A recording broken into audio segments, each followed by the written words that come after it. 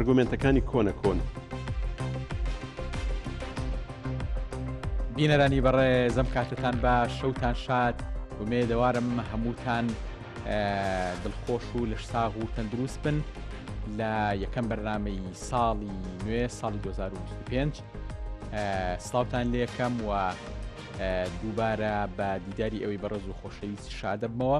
بە ئومێدم کە ساڵی نوێ ساڵی خۆشی و ئاشتی و ئارامی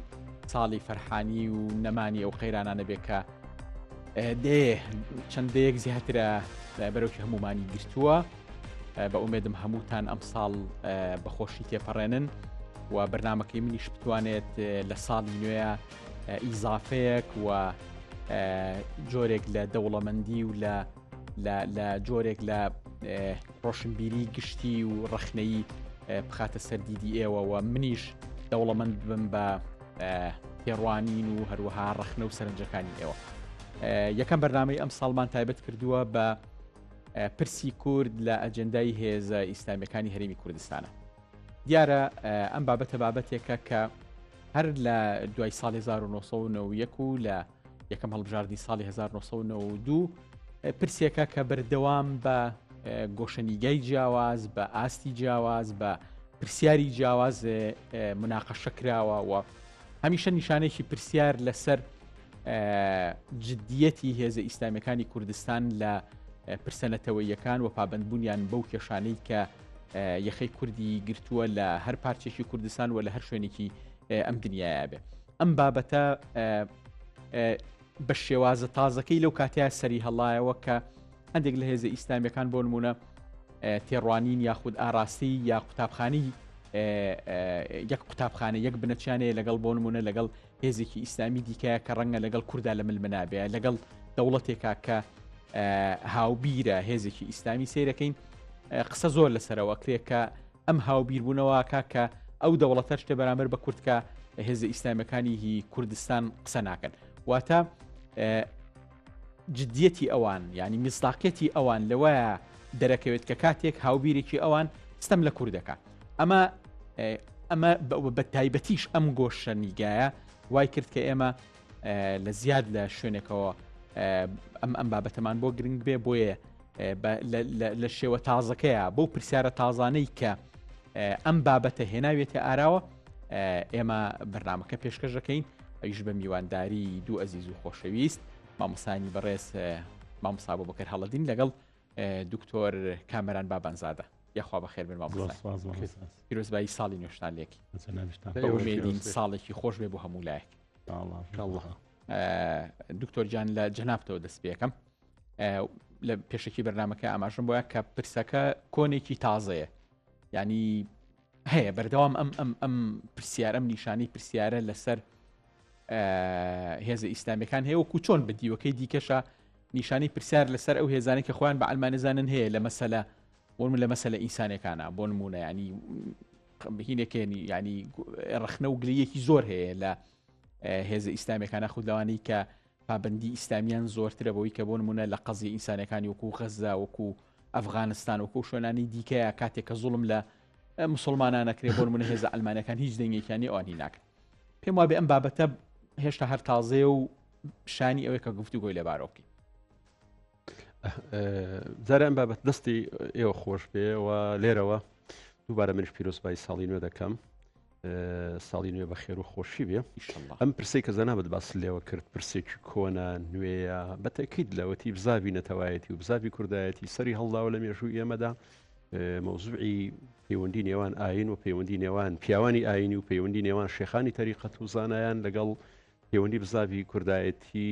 ئەمە پەیوەندیەکی تون و تۆڵ و گەرم بووە یعنی وا ناسراوە تاوەکو سەردەمی قازی محەممەدیش خواستی هەردوو چەمچی نەتەوایەتی لەگەڵ سەرچی ئاینی پێکەوە گرێدراون شیع عەبدوڵڵاوەکو سەرکردی یەکەم بزاوی ڕزگاری خوازی کورد لە 1970 کاتێک کە لە نەهری سەرۆکۆزەکان کۆ دەکاتەوە دەڵێ ئێوەم بۆیە کۆ کردوتەوە کە شریعەتەکەتان لەلایەن سوڵتانەکانی عوسمانیەوە و نیشتیمانەکەتان لەلایەن سوڵتانەکانی عوسمانی و قازاریەوە هەردووچیان پێشەل کراوە داگیر کراوە بۆیە ئێوە بۆ دیفاع لە دینەکەتان و دیفاع لە نەتەوەکەتان پێویستان بە ڕاپەڕینە ئەم مەقولەیە ئەم پێکەوە گرێندانە لە شۆڕشەکاندا بە درێژایی سەدەی 90 و سەدەی 20 دووبارە بۆتەوە دەیان بیریاری وەکو شێخ محەممەدی خاڵ و عەلی ئوستادی و مەلای گەورە لەسەر ئەو ڕیتمە ئیشیان کردووە وەتە ئێمە هەم پێشینەیەکی سەقافی فکریمان هەیە لەوەی کە ئەو دوو چەمکە پێکەوە گرێدراون و لێک زیان نەکراونەتەوە و هەمیش لە بواری مەیدانیدا کۆمەڵێک شۆڕش و ڕاپەڕینی گەورەمان هەیە بەڕوویدا ژیرکەران دەکە ئەو دوو چەمکیان پێکەوە گرێداوە کەواتە ئێمە پاشخانێکی پتەوی بەهێزمان هەیە بۆ پێکەوە گرێدانی ئەم چەمکە ئەم چەمکە لەو کاتە دابڕا واتە سەوەڕ دەکەم لە 60ەکان و هەفتایەکان کە وردەوردە لە کوردستان وای دیاد ئاڕاستەی ئاڕاستی دیفاع لە نەتەوایەتی کوردی هێوار شێوار بزاپی چەپ و ئەلمانێت بەسەر ئەو بزابەدا زاڵ بوون لە ناحیەی ئیعلام و ڕیکلام و دروشم و قیاداتەوە و ڕەوتی ئیسلامی لە بەرامبەردا قەناعەتی وابوو کە زوڵمێک دەکرێت لە حرەکەتی دینداری کوردستان بۆیە کاتێک کە بزابی ئیسلامی دروست بوو لە کوردستاندا و حالەتێکی زۆر تەبیعی بڵم زۆرێک لە کاردانەوە دروست بووە بەرامبەر بە کارێک کاردانەوە دروست بووە ویش ئەوە بێکە لە هۆڵی ئەوە بدا ئەم پرۆسەیە بە پرۆسەیەکی ئەلمانی بناسیێندرێ بۆ وردەوردا بیر لەوە بکات یان بە تعبیرێکی تر ئەگەر لە مودەیەک لە قۆناغەکانی بزای ڕزگاری خوازی کورد زوڵم لە دینداری کوردستان و زوڵم لە بیر و بۆچوونی کۆمەلگای کوردی کراوە کە مسلمانە کاتێک کە حرکاتی ئیسلامیش دروست بووە بە حالەتێکی تر یعنی ئەگەر بڵێن بە زۆرێک لە زۆرەکان کەمتەر خەم بوو بێ بەرامبەر بە بزابی نەتەوایەتی لە بەرامبەر ئەوەی کە بەشێک لەو نوێنەرانەی بەدڵ نەبووە کە نوێنەراتیان بزاڤیان کردووە نەک با بڵێن خۆی بزاڤەکەی ڕەت کرد بێتەوە بەڵام ئەمە لە ساڵانی کۆتایی هەشتایەکانەوە کاتێک کە بزاوی ئیسلامی بۆتە بەشێک لە حرەکەی چەکداری بۆ دیفاع لە کورد و لە دوای نەوەتەکان بۆتە بەشێک لە پرۆسی سیاسی و بەشی لە هەڵبژارنەکان و بەرامبەر بە ناتەواویەکان لە حکومڕانی کوردستاندا بۆتە بەشێک لە مواقعیدا پێم وایە هیچ گرێ و گۆڵێک نەماوەتەوە لە بینی بزاوی ئیسلامی و بزاوی نەتەوایەتی کوردیدا بەس کۆمەڵێک سەرنج و کۆمەڵک پرسیاری جدی هەیە لێرە مامۆستا ئەگەر لە ئاستە کۆنەکەیە بێ قسەیەکەیە لەسەرەوەی کە ئەو لەحظەیە کە ئیمپراتۆرەتی عوسمانی خەریب و هەڵەوەشایە و هەموو میلەتەکانی تر خەریکی دروستکردنی قوارینەتەوەی و خەریکی بزاوی ناسیۆنالیستی بوون تەنیا کورد نەبێ خەریکی ئەو بوو کە خلافەتی ئیسلامی ڕووخاوە و بربگرێت لە ڕووخانی خلافەتی ئیسلامی قسە زۆر لەسەر ئەمە هەیەەوە کۆمەڵە شایەتی هیمێژوویشن نازام تا چەند شاتە مێژوویەکان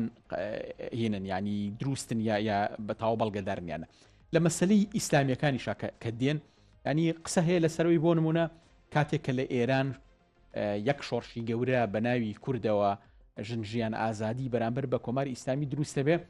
ئیسلامیەکانی کوردستان لەبەر ئەو خەتە ئەلمانیا ئەو خەتە دژە ویلایەت فەقیهی کە لە بەرامبەر ئێرانە سێرەکەی زۆر بێدەنگن یا قسە ناکەن لەسەر ئەمە یا ئەگەر بەرگریش بکەن لەسەر وەتەری ئەوەی کە کورد سونێ و شیعە زوڵمیان لێکا بۆیە لە مەسەلەی تورکیا دیسانەوە هەمان شتێکە بێدەنگیەکێ لە بەرەوەی کە بۆ نمونە ئەردۆغان سەر بە مەدرسەی ئیسلامی سیاسی و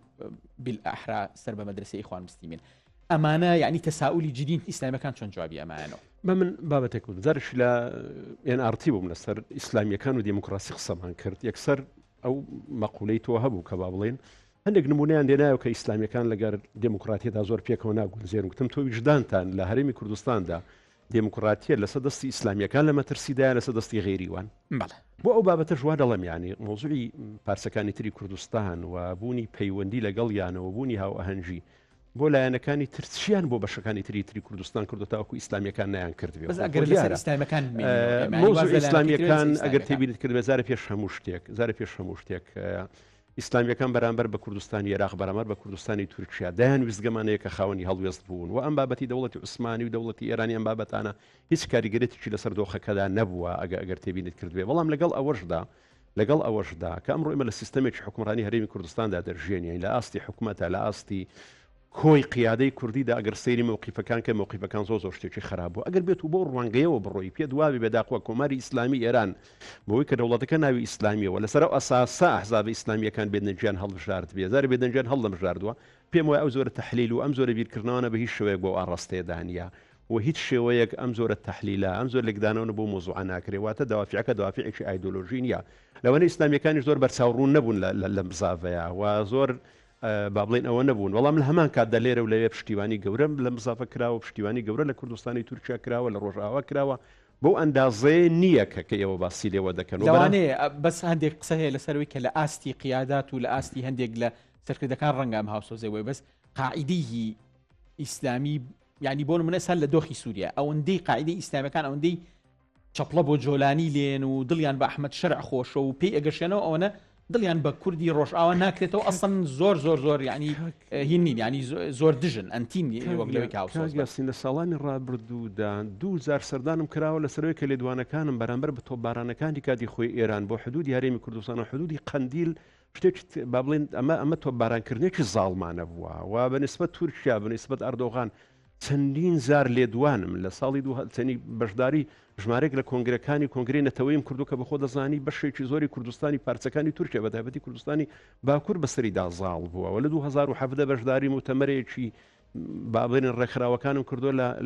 لە ئەستەمبۆڵ باوەڕ بێ ترسم لەوە هەبووە کە تورکیا بەشێک لەو لێدوانەوە بەشداریکردنی ئەو کۆنفرانسانەی زانی بێ و لە ڕووی ئەمنیەوە لەمە ترسیدانە بم نازانم من واتە سەوەڕ ناکەم ئەم زۆرە تەحلیلی کە جەنابەت دەیکەی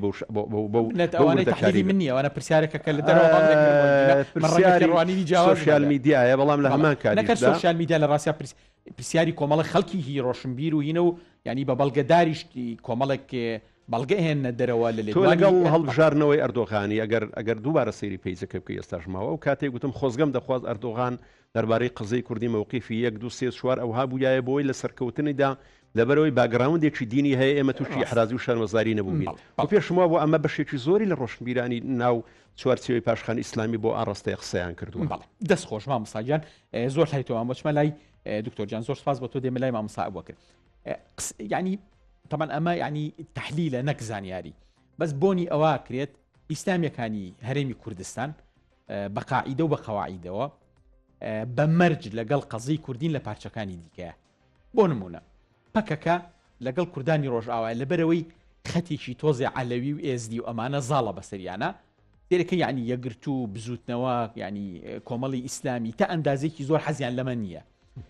ئەتوانم پرسیارەکە بە ئەمە پوختکەمەوە کورد لە هەر شوێنێک زوڵمی لێکرا هەڵگری هەر ئایدۆلۆژیایەک بوو برا کوردەکەی جای ئیسلامی بێ ئیسلامی نەبێ ئامادەیە بەرگری لێ بکایاننا یا بەمەرج ئیلا بێ بچێتە سەر ئایدۆلۆژیا و دینی ئەو ئەنجا بەرگری لە ئەو ئەکانە بەناوی خۆی گەورە میێرەبان سواز مامەسایەسی ئەو تەوەرە گرنگە کە اختیارت کردووە خۆشحاڵیشم لە خزمەت جەناوی کاک دکتۆرە هیوادارین گفتوگۆیەکی سوود بەخش بکەین دارێ ینی ئەو پێکەوە گرێدانی کە ئەمکی دین و نەتەوە ئەتوانین بڵێن منهەجێتی قوڵی لە ناو ئاینی پیرۆزی ئیسلامی شاهد واتە مسلمانێک یان ئیسلامیەک یان ڕۆتێکی ئیسلامی ئەگەر گرنگی بە پرسە نەتەوەیەکان نەدا پرسە نیشتیمانیەکان نەدا ئەمە خۆی جێگەی پرسیارە چونکە بۆ ینی مەسەلەی نەتەوە نیشتیمان هەستێکی سروشتی لە ناخی هەموو مرۆڤێکدا و لە لایەکی تریشەوە بەشێکە لە بەرپرسیارەتی چونکە من جەنابەت کاک دکتۆر ئێمە لەسەر زەمینی کوردستان نیشتیمانی کوردستان لەسەر ئەو میلەتی کە پێوترێ گەلی کوردستان لە دنیا و لە قیامەتا بەرپرسیاریت من بۆ جیبۆتی و بۆ بۆڕما و بۆ نمونە بۆ فلیپین بەس مەگەر یان غەزە دوعایکی خێرم پێکرێ هیچی کەم بۆ ناکرێ بەڵام لێرە بوونم ژیانم مردنم لەسەر ئەم خاکەیە بۆیە ئەبێ خێر و خۆشی ئێرەم بوێت دوام لە لایەکی تریشەوە مەسەلەی زوڵم ئەوی کە باست کرد تەم لە ئیسلامە نەبەستراوە تۆ بە هیچ ئایدۆلۆژیا و دین و ناسنامەیەکەوە ستەمکار هەر کەسێک بێ ستەمکار هەر کەسێک بێت ئەبێت تۆ دژی بویاستیەوە ستەم لێکراویش هەر کەسێک بێ هەر شوناس و ناسنامە و هەویەکی هەبێ هەر ئایدۆلۆژی و تێڕوانینێکە بێ ئەبێ هاوسۆزی لەگەڵیا وابێ لە سەریشی بکەیتەوە ینی حتا عولەماکان بەرقەراربوونی دەوڵەتەکان و کۆمەلگاکانیان بەستۆتەوە بە پرسی عەدالەتەوە قاعیدەیەکی چەند جوانە کە ئەڵێ إن الله يقيم الدولة العادلة وإن كانت كافرة ولا يقيم الدولة الظالمة وإن كانت مسلمة أجر دولتك عدالة به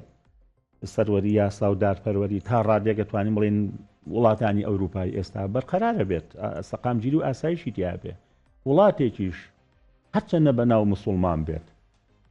بەناو مسلمان بێت بەڵام کە زوڵم مستەمی تیا بوو وەک ئێستای جیهانی ئیسلامی ئەوە سەقامگیری و ئۆقرێ بەخۆ نبینێت کەواتە ئەلێرەدا لە ڕاستی حتا عولەماکان لە کتێبە مێژوویەکانە بڵێن لە اختیار لە بینی دوو کەسە زاڵمێکی مسلمان لەگەڵ بێباوەڕێکی عادل کامیان ئێمە اختیارکەین ئەڵێن بێباوەڕ عادیلەکە اختیارکەن چونکە ئەو بێباوەڕێکی بۆ خۆیەتی بەس عەدالەتێکی بۆ خەڵکە مسلمانەکە ئەگەر عن ظهر القلب هەموو قورئانی لەبەر بێت تا بەیانی شەو نوێشکە عیبادەت و ئیمانەکەی بۆ خۆیەتی بەڵام زوڵمەکەی بۆ خەڵکە لە ڕاستیە ئەمە لە ئیسلامەوە تێپەڕین بۆ ئیسلامیەکان بۆ ئیسلامیەکان لە ڕاستی ئێستا جارێ ئێمە ئەم چوار دەوڵەتی کە کوردی بەسەرا دابەشکراوە لە ئێستایە کە 2025 بەناو هەر چوار دەوڵەتەکەی ئیسلامی نیێستا ئەوە ئێران ئەوە ئەبوو محەممەدی جۆلانی ئەوە ئەردۆگان ئەوە عێراقیش کە وەتەزانی بەهێزە ئیسلامیەکان زۆرینە لە ڕاستە کەواتە خەباتی ئێمە لەم چوار پارچەیە لەگەڵ دەوڵەتانێکە کە بەناو ئیسلامین جارە هەر دەوڵەتەکان بەناو دەوڵەتی ئیسلامین دووەم ئەوانەی کە لەسەر حکمیشن ئیدعای موسڵمانێتی و دینداریەکەن لە ڕاستیە کەواتە لێرەدا ئەمەی کە جەنابە دەی لێ ڕاستیانی نکۆڵیکردن لە مافەکانی گەلی کورد و لە ناسنامەی کورد و لە زمانی کورد کە کورد ئێمە بڕیارێکی خوایی و بە جەعلێکی خوایی زمانمان بە کوردی پژاوە کە چاومان کردوتەوە ئەو شاخە سەرکەشانی کوردستانمان بینیوە سەحرا و لممان نەبینیوە کەواتە من کە ڕێز ئەگرم لە نەتەوەکەی خۆم خزمەتی ئەەکەم دیفاعی لێ یەکەم بەرگری لێ یەکرم ڕێز ئەگرم لە ویستێکی خوایی ڕێز ئەگرم لە ئیرادەیەکی خوایی ئیسلامیەکان لە ڕاستیە ئەو پرسیار بولام و من بەڕاستی ناکاوزام دووبارێکم ئیسلامیەکان بە مەرجی هاو قوتابخانەی هاوبیری هاو ئایدۆلۆژی بەرگری لە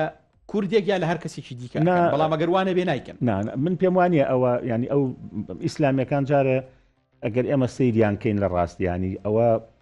ئێمە بین ئیسلامیەکان کە نزیکی 15 بۆ لە سڵابیستی خەڵکی کوردستان ڕەوتێکی گەورە و تەیارێکی گەورن ناتوانین بیان کەینە دەرەوە بڵین ئەمان گرنگی بە قەزیێنەتەوەیەتەکان نادن بەڵام ڕەخنەی من لە ئیسلامیەکان لەکوێیە ئەبێ ئەمان خاوەنداریەتی قەزیینەتەوەی و نیشتیمانی بکەن لەوە تێپەڕن بڵێن لە قاڵبی پشتیوانی و هاوکاری بڕۆن بۆ قۆناغی خاوەنداریەتی کردن ئەمە ئەبێ لە ئەدەبیاتیان دیار بێ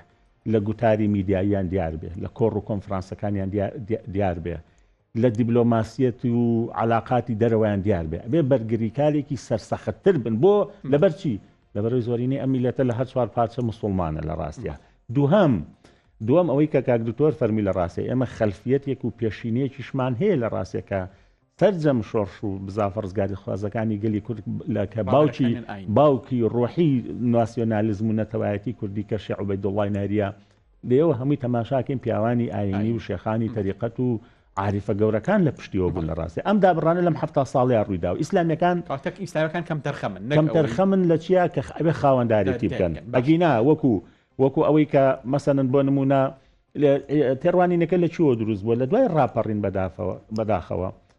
کۆی دژایەتی مەسەلەن ئەو دەوڵەتانی کوردیان چەساندوێتەوە تەنها لە ناو زافی چەکداری و چەکا کورکراوەتەوە خۆش بەختانە بزوتنەوەی ئیسلامی کە لە ساڵی 1970 دروستە بێ ئەو فەراغەش بڕکاتەوە کەواتە نابێ ئێمە ینی ئەم جەدەلە لە نەوەتەکان لە چیوە سەری هەڵەدا کە فلان هێز لەبەرەوەی لە شاخ نەبووە چەکی هەڵنەگرتووە معنای وایە خزمەتی نەکردو ئەمە بە مستەڵەحە فارسیەکە دوو جۆر مبارەزەمان هەیە مبارەزەیەکی سلبیمان هەیە مبارەزەیەکی ئیجابیمان هەیە مبارەزە ئیجابیەکەوەیە کە تۆ چەک هەڵگیری مبارەزە سلبیەکە ئەوەیە کە تۆ بەبێ چەک لە ڕاستیە کە تۆ مقاومەی ئەو ڕژێمەت کردووە دژایەتیت کردووە ڕۆڵەکانی کوردت پەروەردە کردووە لەسەرەوەی کە خائین نەبن دادەستی ڕژێم نەبن و بڕوایان بەوە بێ کە ڕۆژێکە بێ ئەم ستەمە هەڵگیرێ و ئەبێ ئەوان بەشێکیش بن لە هەڵگرتنی ئەو ستەمە بە خەباتیان بە خوێندنەوەیان بە خۆپەروەردەکردنیان کەواتە ئەگەر دوای ڕاپەڕینیش ئێمە تەقیمێکی بۆ بکەین ئیسلامیەکان حزوریان هەبووە ئیسلامیەکان حزوریان هەبووە مەسەلەن کە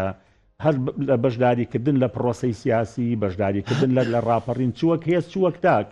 ئەنجا دواتر لە هەموو کۆڕ و کۆبوونەوە مەحفەلە نێودەوڵەتیانی کە هەبووە لە ئاوادانکردنەوەی کوردستان وە وەزیفەکە چی بووە تۆ بەعز لە باشووری کوردستانە 35 ساڵ تاچی کوردی تێکشکاندووە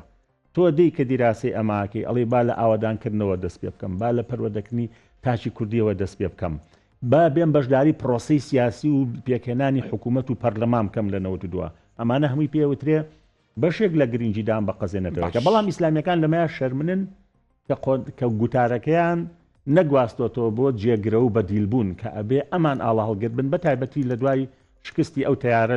لە 6 ساڵی ڕابردووە کە تەماشاەکەی یەک کۆمەڵ شکستی بە دوای خۆی داهێناوە دوایەمینیان شکستی حکومڕانیە لە 32 ساڵی ڕابردووە بەس سەبارەت بەوەی کە ینی ئەوەی کە پێی ئەوترێ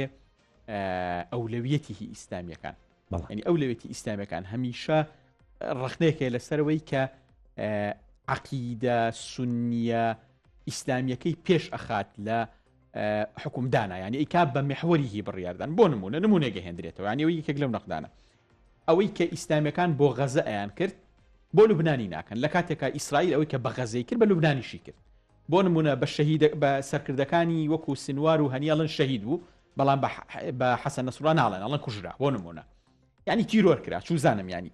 ئەمە بەڵگە لەسەرەوەی ینی ئەمان ئەوانی کە ڕخنە ئەگرن وەکو بەڵگە ئەیهێنەوە لەسەرەوەی کە ئیسلامیەکان عەقیدە سونیە ئیسلامیکەی خۆیان ئەکەن بە محوەری بڕیاردان و بۆ کوردی شەروایە بۆ مەسەلەی کوردیش ئەو قسە ئەندازەیەک لە ڕاستی تێدایە چونکە بتێوە نەتەوێ ینی ئایدۆلۆژیا و فکر و منهەجێتی ئیسلامیەکان کاریگەری هەیە لەسەر مووقیفەکانیان کاریگەری هەیە لەسەر مووقیفەکانیان کە فعلەن ئەوەی کە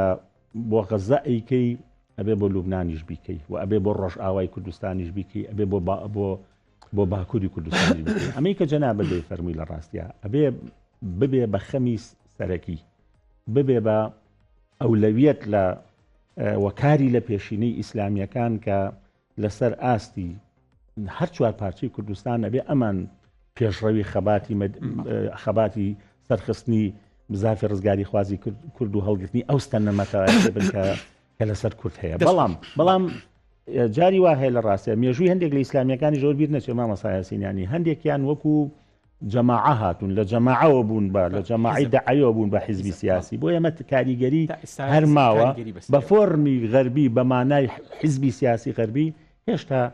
حیزب ئیسلامیەکان بە هەمویانەوە نەچوونە ڕیزی حیزبە جەماوەریەکانەوە هێشتا بەداخۆشتا لە نخبە ئەخولێنەوە دەستخۆش مامۆستاجان دێمەوە سەر پرسیارێکی کە هەر ئەمان باتەوە مێژووە جەنابیشت بەردەوام قاچێکت لەناو مێژوایە ینی ئەزانین کە توێژینەوەکانەوە ئیشکردن لە بواری مێژووە هەیە ینی قسە هەیە لەسەرەوەی کە ئیسلامیەکان کاتێک لە وڵاتی وەکو عێراقا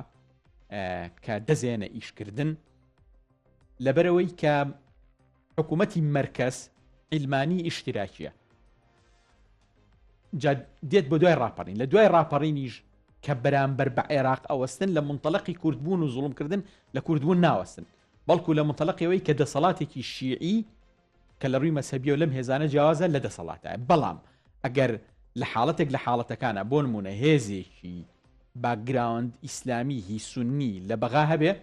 بە ئەگەرێکی زۆرەوە تەبانەوەی کە ڕخنەگرەکان ئێڵێن مننا ئیسلامیەکان قڕوقە پیلەکەن و ڕەنگە تەحالوفیش لەگەڵ و هێزانە بکەن و جوێنێنێ تا چەند ئەمە ڕاست والله ئیزافەیەکە بووەوەی کە ئیزافەکە جوابی پرسیارەکەی من بەرەوە دوای پرسیارەکەی بدارە پرسیارەکەی تۆ بدەمەوە زارێکە شەمە شتێک پێم وایە پرسیارە هەلەسی خۆی دانیا لەبەرەوەی زوتنەوەی ئیسلامی کە لە 1970ەکانەوە دەستی بە جیهاد کرد بەرامبەر بە حکوومەتی عێراقی کردی کە حزبی بەعس هەم سونی بوو هەم ئەلمانی ئیشتراکی و ئیسلامیەکان قەت دنیا نەخۆخە دەوڵەتێکی ئەلمانی با جوملەیە کاگەسم مۆزوعەکەی ئیسلامیەکان زین چۆنە ئەگەر مۆزوعەکە بڕواکردن بێ بە دروشم واتە بە دروشم خۆی ئەو شوناسە بە خۆی بدان پێم وا بستان حسێن لە کۆتایی تەمەندا لە کۆتایی تەمەنی ڕوخانەکەیدا سیمایەکی زۆر گەورەی بە لا ئیلاهە ئیلا الله و دروشموویکی حملە ئیمانیان هەبوو بەڵام ئیسلامیەکان جیهادکردن بەرامبەریان هەر بە لی پەشیمان نەبوونەوە و درێژەیان پێدا بۆیە پێم وایە ئەمە لە زەی خۆی دانیا و هەتاکو ێستاش بەرامبەر بە حکوومەتی عێراقی و ئەم بابەتانە بۆی ئەمە شیعە ئەم سونەیە و ئەمە پێم وانی ڕەنگدانەوەی هەبوو بێ لەسەر بەس با بڕۆین بۆ تورکیا بۆچی ئیسلامیەکان کە ئەچن بەردەوام لەگەڵ داد و گەشە پێدان و لەگەڵ هێزە ئیسلامیەکانی هی تورکیا بەردەوام هاتوچوونیان هەیە و ڕسمیان لەگەڵاگرن و ئیتر سەفامەڕۆی هینان هەیە بەس لەوێ هێزێکی لێ ناوی هەدەپەیە نوێنەری کووردە دوای ئەبێ بە دەم پارتی بۆ سەرۆکی هێزێکی ئیسلامی نابینی لەگەڵ ئەم هێزە لە کاتێکمانە نوێنەراتی کوردەکان متەدەینن و هەندێکیان سنین یعنی وین بۆچی ئەم خۆ بواردنە لە پەیوەندی لەگەڵ کووردا بۆ من پرسیارەکەی لە تۆ دەکەمەوە ئەی باشە خۆپاری دموکراتی کوردستان پەیوەندی لەگەڵ هەدەپیانی و پەیوەندی لەگەڵ ئاک پارتیا بەهێسترە کە لە کاتێکدا لەوانەیە پرسیا بۆ پارتیش ئەو بەڕاستی ینی مۆزوعەکە لێرەدا بەشێکی لەوەیدایە کە ئاک پارتی لە دەسەڵاتدایە و بەتەکید هەموو هێزێکی سیاسی لە کوردستان لەبەرەوەی سیستەمێکی دەوڵەتداری مؤسساتیمان نیە لە کوردستاندا و هیچ هێزێکی سیاسی کە عیلاقات دروست دەکا لەگەر وڵاتێکی تر ئەو علاقاتە بە مناسبەی تەنسیقی سەقافی بێ تەنسیقی سیاسی بێ هەر شێوازێک بێ لەبری هێزێکی تری سیاسی نییە بۆ هێزە ئیسلامیەکانیش لە هەوڵیەوەدان کە پەیوەندیان لەگەڵ بەشێک لەم دەوڵەتان و لەو قاوارە نەخۆش بێ ئەوە بەشێک پەیوەندی بۆ بابەتەوە هەیە و پەیوەندی بۆ بابەتی ئایدۆلۆژیەوە نییە من لەو ڕوانگەیەوە ئەمەی کاک هەر ئیزافەیەک بۆ ئەمەی کە مامۆستا ئەبوبەکر بران باسی لێوە کردن چۆناگە تۆ باسی ئەوە بکەی کە بەری هێزە ئیسلامیەکان زۆرێک لە ڕوحی ئایدۆلۆژیان بەسەرەوەیە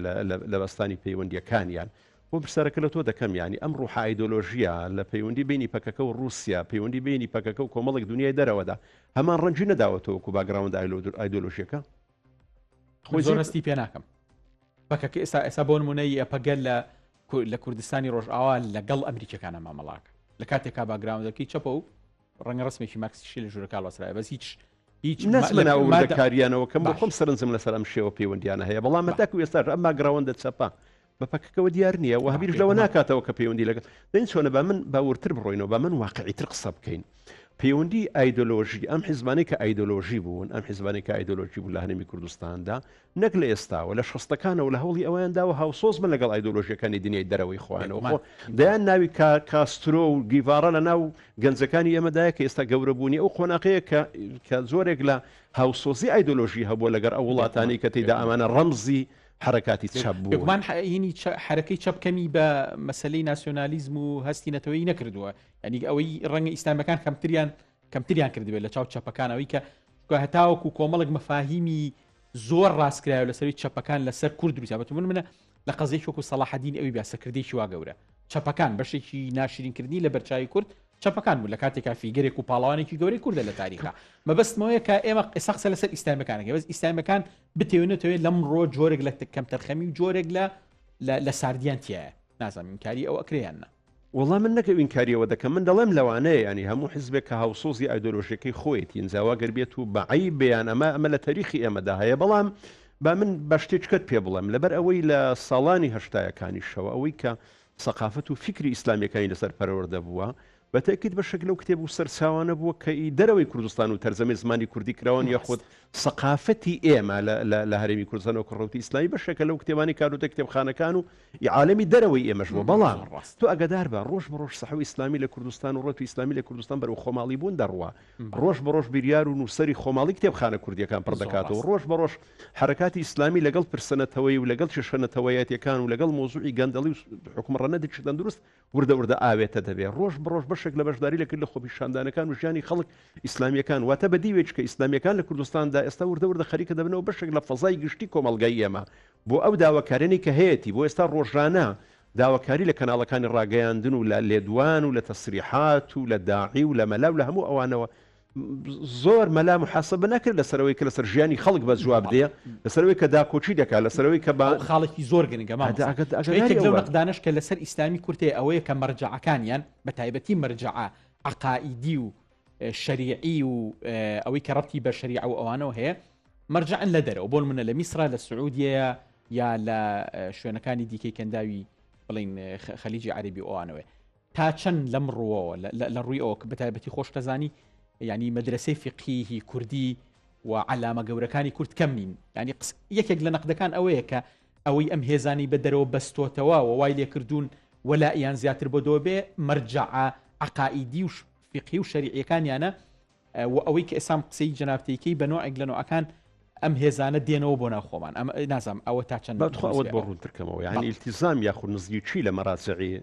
دینیەکان لە دەرەوەدا زۆر پەیوەندی بە مەراجعی سیاسیەوە نیە واتە من بە مفکرێکی میسریان بە مفکرێکی جزائیری و معجزەم لە ڕوانگەی دیدگای فکری بۆ دەوڵەتداری بۆ شارستانت بۆ تاریخ بۆ نوسوسەکانی ئاەت و قورئان ئەمە زۆر پەیوەندی بە وەلاعەتەوە نییە خۆ ئێمەش زۆر جار دەبینین ئێستا هەتا ئەوانی کە بایەق بە ئەدەب و بە ڕۆمان دەدەن بەشێکی زۆری ئەم تەرجەمە کراوانە خوێنەری ئەمە پێی معجزە بۆ زۆر حالەتێکی ئاساییە واتە ئیعجاببوون بە ڕەوتە سەقافیەکەی بە مفەکری دنیای دەرەوە ئەمە حالەتێکە خۆ ئێمە تۆڵستۆی و کۆمەڵێک ڕۆمان نووس و ئەمە لێرە مکاڤلی وا دەرێ ئەمان بۆ کاشیۆ وا دەڵێ خۆ بەشێکە لە ڕەوتی بیریارانی ئێمە کامڕۆکە لە ساحەکەیدایە واتە مەهێز عیبەیەکی تێدانە گرفتەکەی لێرەدا لەوەدایە مەسەن ئێستا بۆ نمونەگەر ساحوی ئیسلامی لە کوردستان هێندەی گفتوگۆ و حیوار و لەژێر چاودێری یان لەژێر کاریگەری ڕەوتی فکری ڕەوتی مفەکرینی میسریدا بۆ بەڵام لەژێر تەسیری سوڵتەی میسریدا نەبووە ینی ئەمە پێم خۆشە ئەم دوانە پێکەوە لێک زیاب بکەینەوە دوو واقعی کوردستان و حرکاتی دینی ئێمە لە ڕابردوودا خاوەنی مەسەبێکی سەربەخۆ نەبووە هەتا وەکو بڵین کاکەم مەسەبەی واز لێ هێناوە وەکو چۆن شیعە بۆ سوارچێوەی دەوڵەت و ناسیۆنالیستی فارسی خۆی سوودی لە مەسەبی شیعە وەرگردو کتۆن ئەرتۆدەکسەکان بوونەتێ جێگای سوودمەند بوون بۆ ڕووسەکان بۆ دروستبوونی قەوارە و ئیمپراتۆرەتی ڕووسی. ئێمە لە کوردستان دە مەسەبێکی موحەدمان نەبوو هەموو کورد قسەیت هەموو کوردی یەک بخا بە پێچەوانەوە مەسەبەکانی ئێمە لەگەڵ قەومەکانی دەوروبەری خۆمان لەگەڵمان شەریکن کە لەگەڵ شەریکن کەوەرە تەجاوزکردنی بوونی مەسەبێکی خۆماڵی بوونی دیدگایەکی ئیسلامێنەی خۆماڵی چ لە ڕوانگەی فەقیەوە چ لە ڕوانگەی فکریەوە کارێکی وە ئاسان نییە ئاگادار بن مۆزوعێککە هەبووکە پێم خۆش بوو بە دقیقتر قسەی لەسەر بکەین مەسەن پرسی نەتەبوو پرسی دکتۆر جان بۆی ئەم پرسیارم کرێت سا بە تایبەتی بۆ نمونە هەر ڕەوتێک دێ لە کوردستانە درێژکراوەی فەقیهەیەک یان مەلایەک یا چوزانم کەسێکە کە لە دەرەوەیە سە بۆ نمونە ڕەوتی سەلەفی هەرێکێک لە مەرجەعەکانیان لە دەرەوە بۆ نمە ڕەوتی مەدخەلی لە کوردستانە ئەوەی کە ڕەبیعی مەدخەلی لە سعودیە بۆ کۆمەڵگەی سعودی بەرەمە ناو ڕێکۆپێک دێنن لێرە دا ناویانێ بەسەر گەنج و کش و کوڕووکاڵی هی کووردا جێبەجێ بەسم لە ئەمە ینی هەر بەتەنیا ئیسلامیەکان ڕەوتە ئیسلامی جیاوازە من تۆ بکەم من پێم وایە ئەم داتایە دقیق نییە نیاوانەی کە بە مەدخەلی ئەم عەدەدەنین کە بتوانن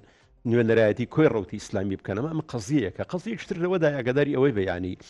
خۆی ئەم پرۆسەیەکی هێواشە واتە تۆ هێواش شێواش لەگەڵ پیابوونی بیریاری کوردی لەگەڵ پیابوونی نووسەری کوردی لەگەڵ پیابوونی گەشەسەندنی مفەسیری کوردی لەگەڵ گەشەسەندنی فەقیهی کوردی وردە وای لێدێ کوردستان ڕەوتە ئیسلامیەکەی لە ڕوانگەی ژێرخانی فکری و سەقافیەکەوە ڕۆژ بڕۆژ دیوارەکانی خۆی تۆکمە دەکاتەوە لە ڕوانگەی خۆماڵی بوونەکەەوە بەڵام لە بیدایەتی کە کتێبخانەی کوردی واقعی سەقافی ئێمە نووسەرەکانی ئێمە نەیان توانیوە خوێنەرانی ئێمە تێر بکەن نەیان توانیوە تینوێتی خوێنەرانی ئێمە بشکێن بەڵام من ڕۆژ بڕۆژ ئەمە زیاد دەکا بە پێچەوانەوە من پێم وایە ڕۆژ بڕۆژ کاریگەری دنیای دەرەوە لە بوارە فکری و ئایدۆلۆژیەکەی ڕۆژ بڕۆژ لە کەمی دەدا و ڕۆژێکی ئیسلامی خۆماڵی لەگەڵ گەورەدایە پێ دوایە یعنی بۆ نمونە علامەی وەکو زەڵمی علامەی وەکو مەمسا عەبدولکەریمی مدەریس شایانترن بەوەی کە خۆمانیان تەقلید بکەین لە ڕووی فقی و شەرعی و لە ڕووی سیاسی و شتێکی ترە ئەوە ینی بۆی یەکێک بە لە محاولەکانی هێنانەوە نەک لەوەی کە خۆمان تەقلیدی مەرجعێکی سعودی میسری یا چوزانم پێشتێک زمانی تەقلید نەماوە خۆمی تەقلید مەبەستی تەقینەوە ژێرکەوتنە کاریگەرەوەی من بۆ خۆم یەک لەو کەسانم لەوانەیە ینی بەشی زۆری کتێبەکانی مستەفا زەڵیم خوێندەوە خۆی گەورە لێ ڕازی بێ و من لەوانەیە یەکەمین تەفسیرکە خوێن بێت وی مەلا عەبدولکەریم مدەریس ڕەحمەتی خۆی لێ بێت تەفسیری خاڵ بووە و ئێستاش یەکێک لەو تەفسیرانەی کە لە کوردی و عەرەبیە کە بۆ خۆم لەوانەیە لە زمانی عەرەبی و لە تەفسیر عەرەبیەکانم بەشێکی زۆری بەسەریدا مسەیتەر بم بەڵام هیچیان لە لای من نادەکە ناکەتە تاموچێژی تەفسیرەکەی مەلای گەورە و دیدگای مەلای گەورە بۆ قورئان و بۆ ئاەتەکانی خۆی گەورە بۆی ئەگەداربی و پێشمەوەیەکە لە علامە گەورەکان بەڵام لەوانەیە گرفتی بینی زمان و تێگەشتنەکەی کە نەیتوانی بێ ئەو کاریگەریە فراوانەی دروستکە جینا زانایەکی گەورە زۆر بە کورتی پێدوانی یەکێک لە محاولەکانی زیاتر خۆماڵی بوونی ڕەوتی ئیسلامی لە کوردستانە هاتنەوەیە بۆ ناو مەرجعە فقیەکانی هی کورد فقیەکانی تو ئەگەدار بە مەسەن هەندێک بابەتی فقی هەیە بابەتێکی عالمیە چۆن دەزۆر شەڵەگری بابەتێکی عالمیە ینی تۆ ناتوانانی بڵێ کورد بەتەنیا خصوصەتێکی متغیرە متغیراتەکان بە فعلی پێم وایە سەحوی ئیسلامی لە کوردستاندا قۆناغێکی زۆر باشی بڕیوە بۆ مامەڵەکردن لەگە پرسە خۆماڵیەکان و بۆ مامەڵەکردن لەگەڵ خەمە خۆماڵیەکان دەستخۆش مامۆستاگیان دکتۆر جان دێمە لای جەنابەت یەکێکی تر لەو سەرنجانی کە لەسەر هێزە ئیسلامیەکان هەیە ئەوەیە کە ئەم هێزانە شکستیان هێناوە لە ئیستیقطابکردنی هاوبیرەکانیان هاومەسەبەکانیان و هاودینەکانیان بۆ ئەوەی لە قەزەی کوردیا بەکاریان بێنن نمونەکەش بەم شێوەیە یەک قەزیەی ئیسلامی نیە لە دنیای گەنجی کوردی تا بەکوژ ئیسلامیەکان گەنجیان بۆ نەناردبێ بە کوژ نەکوژرابێ شەهید نەکرابێ بە مصطلحیان بۆ نمونە لە چیچانە لە مەسەلەی چیچانە کاتێک کە یەکێتی سۆڤێت هەڵۆشا و دوای هەڵۆشانێکی سۆڤێت چەنەها گەنجی کورد لە چیچانە کوژراون لە ئەفغانستان سەرو هەزار باسەکەن ینی نازم چکە ئاماری دقیقین بازە کوژرانی سەرو هەزار گەنجی کوردەکەن لەوێ کە خۆتە زانی هەمووی بە کاریگەری یوتاری ئیسلامی حتا یەگرتو کە بە هێزە میانڕەوەکەی یا بە ڕەوتەر میانڕەوەکەی ئیسلامی دانرا لە باشووری کوردستان یەک دنیا ڕۆڵی هەبوو لە ناردنی خەڵکا بۆ ئەوێ لە بۆ نمونە لە بۆستنە و هەرسک خەڵکمان هەیە ینی من هەر بەناو ئەیان ناسم لە مەسلەی هی سووریا کە بەرەی نووسڕەت دروستە بێ سەیری ئەچێت بۆ قاعیدە ئەچێت بۆ فەلەستین ئەگەر دەرفەتێکە بووە لە میسرەوە خەڵک داخڵ بێ بە دڵنیاییەوە ئێستا لە فەلەستین بە سەدان گەنجی کوردمان ئەبینی کوژا بە دەگمەن ئێمە یەکێک لەو هێزانە ئەبینین بێ لە ڕیزەکانی ئێمە دژ بە داگیرەکەکانمان شەڕکە ئەمەش بەڵگێ لەسەرەوەی کە هێزە ئیسلامیەکان لەمە کەم تەرخەمن کە ناتوان ئیستیقطابی ئەوانە بکەن. دوێنێ وابزانیا پێرێ لە یەکێک لە شەڕەکانە لە منبەج گەنجێکی فەلەستینی بەدیل گیراوە یا کوژراوە پێم وابێ فەلەستینیاتۆ کوردە کوژێ لە کاتێکا ئێمە لێرە بۆ غەزە و بۆ مناڵی فەلەستینی خۆمان کوشتووە. ئەمە ینی ڕەبتی بە دەمارگیری ئەو هێزە ئیسلامیانی نەتەوەکانی دیکەەوە هەیە ئیسلامیەکان لەمە شکستیانی ناو کە بتوانن ئەوان بێنە ڕیزی خۆمانەوە. یەکەم ئێمە چونکە میلەتێکی ستەم لێکرا بووین لە ئازار و معاناتی ستەم لێکراوەکان تێگەین لە هەر شوێنێکی سەرسەویا بێ ئەنی خۆ مامەڕی شەفیدایی بووە لە فەلەستین و وانە بریناریش بووە وانە بۆ ئیسلامی نەبووە مامە کوردێکی مسلمانی دڵسافی دڵپاک بووە نمونە ئەمە جێشی عراقی بزانام لە چلوەشتوانە کە ئەچێت بەڵێ یەک دنیا کورد لەوێ شەهید بووە ینی بەڵێ حتا دوام ئەو دەوڵەتانی کە باست کرد بیرن نەبێ ئەوەت بیر نەچێت مامە سایاسینیانی ئێمە دەوڵەت نین وەکو کورد ئێمە لەت کراوین لەژێر چوار داگیر کرد لە ناوچەکەیە لە ڕاستیە بۆیە دەوڵەتێکی وەکو ئەفغانستان یاخود وەکو چیچان وان بۆسنە و هێرزۆگۆڤین ئەمانە جیاوازترن لە ئێمە کە لە ڕووی تەعاتوفی نێو دەوڵەتی لە ڕووی گوتار و ئیعلامیان دەنگدانەوەیان بەڵام ئێمە گوتاری ئێمە دەنگمان ناگا بە دنیا ئەمە ینی هۆکاری دووەم هۆکاری سێم ئەوەی کە جەنابە دەفەرمی ئێمە ئاساییە متعاتیف بین لەگەڵ قەزیەی ئینسانی و قەزیەی هەر قەزیەکی تر بێ لە ڕاستە شوناسی نەتەوەی هەر میلەتێکی دنیا بێ بەڵام ئێمە ئەبێ لێرەدا لە ڕاستیە بەشەکەی خۆمان کە جگە لە خۆمان دۆستمان کەمە لە دنیا لە ڕاستیە ئەبێ من حتا پێم وایە ئەمەی کە جەنابە دەفەرمی ئەم دووبەرێ لەم دووبەرەوە بینە سەر ئەوەی کە چۆن ئیسلامیەکان لەگەڵ ئەوانی دی بە هەمومان تەجروبەی مالیزیا دووبارە بکەینەوە وڵاتێکی فرەنەتەوە تەجروبەی ئەندەنوسیا دووبارە لە جزئی ئەم پرسیارە دەرنەچین مەجال ئەو ئەزمەتێم گەنجێکی هەڵەبجەیی مەبینی لە فەیسبوک بە ئاژدا و ئابای هی حەماس و فەڵەستیناتە خوارەوە نامێکم بنارتم کوڕی باش بووەکەیەوانە تۆ ئەزانی چیەکەنوتی مامۆسا من 11 کەسم لە کیمیابارانی هەڵەبجای لە دەزاوە کە پەیکەری سەدامە بینم لە فەلەستین بەلامەوە هیچی نییە. ئایا ئیسلامیەکان بۆ نمونە هێزە ئیسلامیەکانمی پەیوەندیان لەگەڵ هەنیە پێش تیرۆرکردنی هەبووە لەگەڵ خالید مەشعەلا ئاگام لێ هەموو سەرکردە ئیسلامیەکان یعنی ئەمە ئیسلامیەکان تەنانەت لە گەیاندنی ئەم خیتابەش بووی کە کاکە تۆ پەیکەرێک بۆ سەدام دروستەکەی لە ناوجەرگەی فەلەستینە ئەمە ئیهانەکردنی قوربانەکانی ئێمە بۆ ئیسلامیەکان لە گەیاندنی شتێکی ئەوە بەسیتانە خۆی لە دوای ڕاپەڕینەوە مەسەلەن ئیسلامیەکان لە ناو داخلا ئیشیان کرد لە بەشداری لە پرۆسی سیاسی لە پەروەردەکردن لە بەهانەوە چوونی خەڵک لە بەشەکەی دەروێشا بەشێکی تریان بریتی بۆ لە بەشداریکردن لەو کۆڕ و کۆنفرانسە نێو دەوڵەتیانی کە هەن کە بۆی دەنگی کورد بگێنن حتا جەناوی دکتۆر کامەران خۆیان لە مەسەلەن لە 1960 تا 2001 ئەوانە مجلەیەکیان دەرەکە بە ناوی ئاڵای ئیسلام لە کەنەدا تۆ سەری ئەو گۆڤارە بکە هەمووی لەسەر ناساندنی قەزیی کوردی لە ڕاستیە بە ناوەندە ئیسلامی و عەرەبیەکەیان ئەمەی کە گەنجێکی ئەو گەنجی کە جەنابەت باسەر کرد ئەوە هەستەکەی زۆر لە جێگەی خۆیدایە لە ڕاستیە ئەمە بچی وای کردووە لە ڕاستیە ئەو تەعاتوفە بەشێک لە ئیعلامی بەحث ئیعلامی دەوڵەتانی عەرەبی تەنانەت عێراقیان وەکو حامی بەوابەی عەرەبی لە قەڵەمەدا ئەو کاتە بەڵێ بە تەل ئەبیبەوە بەم دروشمە خەڵەتێنراوە دوام حتا مامە سایاسین تۆ پێ سیر نەبێ لە ڕاستیە بەداخەوەش ینی کە من ئەمە هەرگیز لەگەڵیانیم ئازاریشە خۆم بەوەی کە ئێستا هەر لە ناو باشووری کوردستانە بڕۆ لە سەر ڕووپەڕی سۆشیال میدیا و خەڵک و ڕۆژانە خەڵک بەداخەوەستایشی بەحسەکاتەوە بە نەفرەت بێت لە ڕاستیە ئەمە چی هەمووی ڕەتفعل لەم شتانە کاردانەوەیە ینی ئیسلامیەکان ئەوەی جەنابەت دەیفەرمی منیش هەمان تێبینیم کردووە ئەبێ بە ئەندازەی تەعاتوف لەگەڵ قەزی فەلەستینی بە هەمان ئەندازە لەگەڵ باکووری کوردستان و لە ڕۆژ ئاوای کوردستان چونکە بۆ دۆزی ئێمە حەقە ئەگەر بکەرەکانیشی ناحەق بن ئەگەر ئامرازەکانیش ناحەق بێت هیچ لە حەقانیەت و ڕەوایەتی چێشەکە کەم ناکاتەوە ئەمە یەک شتم بەلاوگرن بۆ ئیسلامیەکان یعنی تا ئەو ئاستا یعنی فشاریان بۆ نمونە هێزەکانی هی فەلەستینی بۆی کە خاتریکی ئێمە بگرن ئێمە قوربانی ئەو پیاوین کە ئێوە بە بەتەڵ ێزانین پێم وایە بۆ لە ئەوە تەنانەت ناتوان لەم ئاستە دیبلۆماسیشە ناتوان ینی من پێم وایە لە ناوەخنیش و لە دەرەوەشا من باەک نمونە بۆ جەنابەت بجارمەوە لە ساڵی 2012 قرار بوو مؤتمرێک ببەسترێ بۆ سونەی عەرب لە هەرێمی کوردستان حتا تێچووی کۆنگرەکە لە ئەستۆی ئەو کاتەی سەرۆکایەتی هەرێم بوو بڕیاریشیاندا 1000 کەسایەتی بەشدار بێت لە هەزارەکە بڕیار بوو نزیکەی 300 کورد بێ بڕواب کە لە ئەخیر لەحظا لەسەر چی هەڵیامەشاندەوە سونەی عەرب کە ئەو کاتە بوون بەژێر چاقۆی شیعەکانەوە هەر هیچ نەمابوون لەسەر ئەرزی واقع لە ڕاستە یعنی حتا هەندێک لەو سونانە پیانەوتن سونەی مالیکی لەسەر چی مؤتەمەرەکە تێکچەوە کورد داوای ئەوە بوو دان بندرێ بە کوردستانی بوونی ناوچە کوردستانیەکانی دەرەوەی ئیداری هەرێم ئەوی کە پێوترێ مادەی 140 بڕواکەی لەسەر ئەوە هەڵیان مەشاندەوە بۆ یعنی نەتەوەی زاڵ نەتەوەی سەردەست هەمیشە لە ڕاستیە بە چاوێکی تر سەیری نەتەوەی کەمینەکە نەتەوەی ژێردەستەکە لە ڕاستیە ئەمە خەلەلەکە لەوانەوەیە خەلەلەکە لە ئێمەنیە بەڵام لە ڕووی سیاسیەوە تۆم پرسیارە بکە ئەبێ ئیسلامیەکان لە قۆناغی کاردانەوە بڕۆن بۆ قۆناغی کاردانەوەیان نەبێت بەرامبەر بە فلان هێزی چەپ فلان هێزی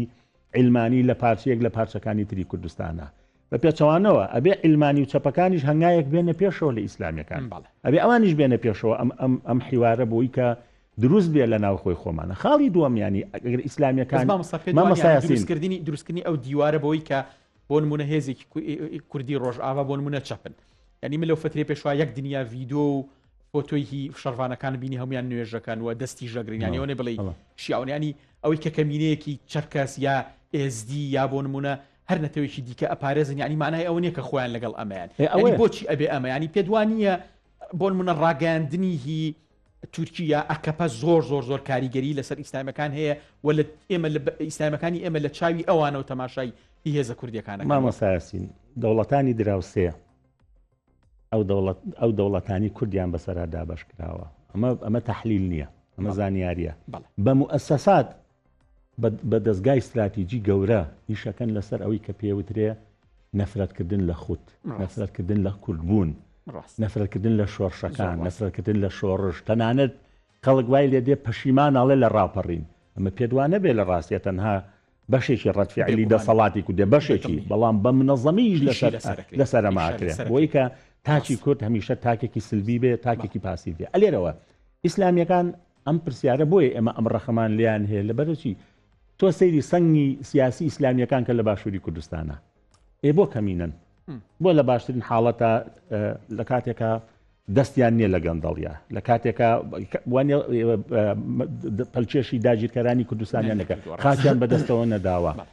لەم وێزگانەی نەهامەتی ئەم 32 ساڵەیە پشتیان هیچ نەبووە بەڵام بۆ خەڵک متمانی سیاسیان ناداتێ کاتە خیتابەکە لێرەدایە لە گوتاری ئیسلامیەکان لە ئیحتیماماتی ئیسلامیەکان لە ئەولەوێتی ئیسلامیەکان کە ئەبێ بگوازنەوە بۆ ئەو قۆناغا دەستخۆش مامەساجان زۆرکردنەوەی زۆر باش و لەبەر لە کۆتایی بەرنامەکەم ئەمە یەک پرسیار زۆر بە کورتی جواب بێتەوە هێزە ئیسلامیەکانی کوردستان بە فقه وەکو ئەوەی کە کورد فقی شافعی کردووە ئەوانە تا ئەندازەیەک هەمومان نەزانین کە هێزی سونین و سونی مەسەبن و لەگەڵ هێزە سونیەکانی هی دنیا بینیان زۆر باشە پۆینتەکە کە لە ئێرە هەندێک پێیان وایە کە سونە بە تایبەتی سونەی عەرب لە نکۆڵیکردنی مافەکانی کووردا زۆر لە مەسەبی شیعە تونترن و ترز لە هێزە ئیسلامیەکانی هی کوردستان لەوایە کە ئەم هاو مەسەبیە و ئەکەکە لە داهاتووە هەر دەستکەوتێکی کە کورد بەدەستی هێنا و پایەماڵی بکەن بۆ نمونە کەسێکی وەکو مامۆستا عیفان عەبدولعەزیز کە ڕابەری هی بزوتنەوەی ئیسلامیە ئەڵێ ئێمە زۆر دەمێکێ جۆلانی ئەناسین و پەیوەندیمان زۆر باشە لەگەڵ یا و ئەوە باشە ئەم نزیشیە بە تێڕوانینی ڕەخنەگرەکان و ڕەنگە هەندێک سەرنج و گومانی منیشی لەگەڵا بێ ئەوەیە کە ئەم نزیشیەوەکە کە ئەم هاو مەسهەبیەوەکان نزیکتر بن ینی هێزە ئیسلامیەکان لەگەڵ سونیەکانە وەک لەوەی کە لە ئاستا هاو بەشێنەتەوەیەکە لیان نزیک بیت ئەمە تا چەند مەترسی هەیە بۆ سەر ئەگەر لە داهاتەوە بۆ نمونە ئەم منتیقەیە دیسانەوە ئاراسی سنییتیان ئێستا لەسەر ڕابردوو دەکرێت بەڵام پرسەرێک لە تۆ دەکەمانتی ئەرقام لەسەر ئەفغانستان کە چەند کەس لە کوردە شەید بۆ لەسەر سۆسنا بەس دەکەم زۆرێک لە مبالغەی تێدا یاگەداری منیش طبعا بەتەواوی وڵا لە تۆڕ کۆمەڵاتەکەی ژنا پێم وانی هەموو کەسانێکی کە کورد لە عێراق شوبێ لە ئەفغانستان بەرامبەر بە ڕوسیا شەڕی کردوێت لە پەنجەی دەستێ بەپەڕێ لە چی چند من هیچ ڕقەمێکم لە لانیەنی هەست دەکەم ئەمانە زۆرێک لە مبالغەی تێدایە ینی یاگەداری بەتەبین لە کۆمەڵک توێژی نابی چۆنە باگەداری ئەوە بینجارێکی لەکانە مناسبەیە کە بوو دانیشتم گوتیان بۆ ناو داعشە هەر لەم شاری سلێمانی بەس 1000 وتمەگە 1000 بدوێ گەڕەکەی 64 کوردی باشووری کوردستان لە ناو داعشا بە 364 هەر ئەوەندە بوو بەڵام کە ژمارەکانیان دەگوت ئەو ژمارانە بەراورد بنەتەوەکانی کە کورد ژمارەی کەم بوو بێنە سەر وڵامی پرسەرەکەی جەنابەت بەڵام پێش بەراورد بە سویدی و ئەڵمانیەکان کەمتر بووە بە ئوسترالیەکان کەمتر بووە من شتێککە بەڵام بەس لە کۆتایی بەرنامەکانە بێ وەڵامی ئەو هاومەسهبی لەگەڵ ئەو هێزی چۆک و جۆلانیە بۆ نمونە